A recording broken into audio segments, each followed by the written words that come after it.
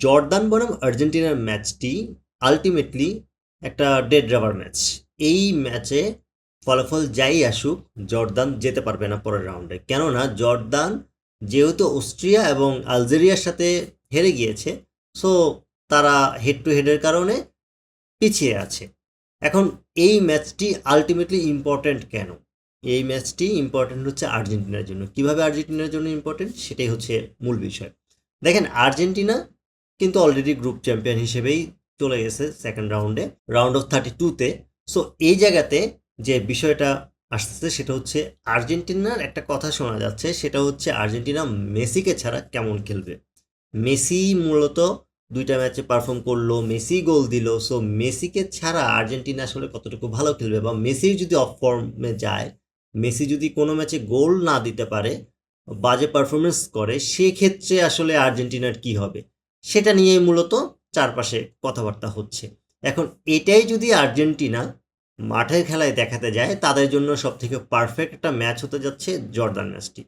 তারা যদি এই ম্যাচে মেসি থেকে শুরু করে তাদের বেশ কয়েকটা প্লেয়ারকে, যাদের হচ্ছে বিশ্রাম দরকার, যাদেরকে আলটিমেটলি পরের রাউন্ডের জন্য রেস্টে রাখা জরুরি, তাদেরকে রেস্টে রাখে, সেক্ষেত্রে তারা রিয়েল লাইফ বা মাঠের এক্সপিরিয়েন্সটা তারা বুঝে যাবে যে আসলে মেসি যদি না থাকে, মেসিকে ছাড়া এই দলটা কেমন খেলতেছে। এখন এখানে দুইটা লাভ। একটা লাভ হচ্ছে, ধরেন তারা যদি ভালো খেলে তাদের কনফিডেন্সটা বুস্ট আপ হবে। এছাড়াও তাদের যে মেন প্লেয়ারগুলো, তারা যদি রেস্ট টাইমটা পায়, সেটা তাদের জন্য কাজে দিবে হচ্ছে রাউন্ড অফ 32-তে যে। এখন এখানে একটা রিস্ক থেকে যাচ্ছে। রিস্কটা হচ্ছে যদি জর্দানের সাথে না জিততে পারে, সেক্ষেত্রে কি হবে? সেক্ষেত্রে কিন্তু আলটিমেটলি কোনো ধরনের ইস্যু হবে না বা কোনো ধরনের লস হবে না। কেননা অলরেডি কিন্তু আর্জেন্টিনা চলে গেছে, আর্জেন্টিনা পরের রাউন্ডে চলে গেছে। সো তাদের কিন্তু এই ম্যাচের রেজাল্টের উপরে কোনো কিছুই যায় আসতেছে না। হ্যাঁ, এটা ঠিক যে চারপাশে কথা হবে আর্জেন্টিনা গ্রুপ পর্বে একটা ম্যাচ হেরেছে, বাট আমার কাছে মনে হয় এই চান্সটা আর্জেন্টিনার নেওয়া উচিত।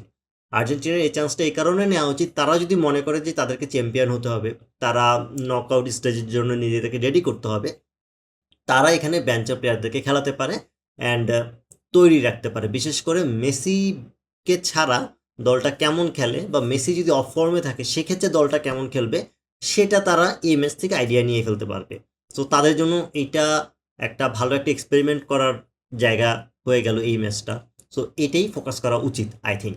এখন এটা নিয়ে ধরেন জর্দান হেরে গেল, সেটা নিয়ে সাপোর্টাররা অনেক কথা বলবে, রাইভাল সাপোর্টার যারা আছে তারা অনেক ধরনের কথা বলবে। সো এইগুলো আসলে যদি আপনি কানে নেন, বা এগুলো নিয়ে যদি আপনি খুব একটা বদার্ড হন, তাহলে দিন শেষে আপনি ম্যাচে ফোকাস করতে পারবেন না। সো যদি জর্দানের সাথে যদি সেকেন্ড টিম খেললে হেরে যায়, সেটা নিয়ে আমার মনে হয় না এতটা চিন্তা করা উচিত।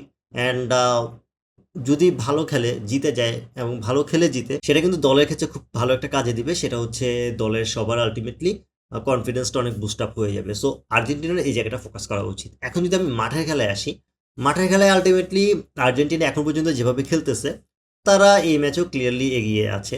তারা এই ম্যাচেও ক্লিয়ারলি ম্যাচটা জিতবে। অ্যান্ড সেখানে তাদের অ্যাগেইন যদি আমি প্রেডিকশনে চলে আসি সরাসরি, সেখানে আমি বলবো তারা 3-0 বা 3-1 ম্যাচটা জিততে পারে।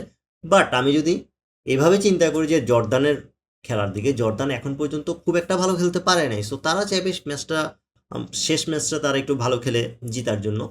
কিন্তু দিন শেষে তারা যতই ফাইট করুক, যদি আর্জেন্টিনার মেন 11 খেলে, সেক্ষেত্রে জর্দানের আলটিমেটলি স্কোরটা ওই 3-1 3-0 এই টাইপেরই থাকবে। আর যদি হচ্ছে আর্জেন্টিনা সেকেন্ড 11 খেলায়, বেঞ্চের প্লেয়ারদেরকে খেলায়, মেসিকে ছাড়া খেলে, সেক্ষেত্রে আলটিমেটলি যেটা হতে পারে যে জর্দান হয়তো বা একটা মিরাকেল দেখাতে পারে, তারা হয়তো বা ম্যাচটা 2-0 বা 2-1 জিতে নিতে পারে। বাট সেটারও হাই চান্স তখনই হবে যখন জর্দান আসলে মাঠে ওই ধরনের পারফরমেন্স করতে পারবে। বাট এই ম্যাচটা নিয়ে আসলে খুব বেশি বদার হওয়ার সুযোগ নেই। এই ম্যাচটা আলটিমেটলি যে দলেই জিতুক কোনো লাভ হবে না, বা টেবিল পয়েন্টে কোনো ধরনের ইম্প্যাক্ট ফেলবে না। আর শুধুমাত্র আর্জেন্টিনার প্ল্যানিংয়ের একটা অংশ হিসেবে এই ম্যাচটা তারা কাজে লাগাতে পারে। অ্যান্ড আমি যদি প্রেডিকশন করি, আমি শেষ পর্যন্ত যদি হচ্ছে মেসি খেলে, তখন আমি এই ম্যাচের রেজাল্ট 3-1 রাখবো। অ্যান্ড যদি মেসি না খেলে, বা হচ্ছে তাদের মেইন 11 না খেলে, সেক্ষেত্রে হয়তোবা ম্যাচটাতে একটা ফাইট হবে। হয়তোবা আর্জেন্টিনা 2-1 হেরেও যেতে পারে। বাট অ্যাগেন আপনি যদি দেখেন যে শেষ পর্যন্ত আর্জেন্টিনা সেকেন্ড টিম নামানোর পরও ম্যাচটা জিতে গেছে, সেটাও হওয়ারও চান্স আছে। এখানে আপনার জর্দান এখন পর্যন্ত যেভাবে খেলতেছে তাদের কাছ থেকে আপনি খুব বেশি এক্সপেক্ট করতে পারবেন না। আপনার মতে এই ম্যাচের প্রেডিকশন কি হবে অবশ্যই কমেন্ট করে জানাবেন। ভিডিওটি ভালো লাগলে লাইক, কমেন্ট, শেয়ার এবং সাবস্ক্রাইব করে পাশে থাকবেন। আল্লাহ হাফেজ।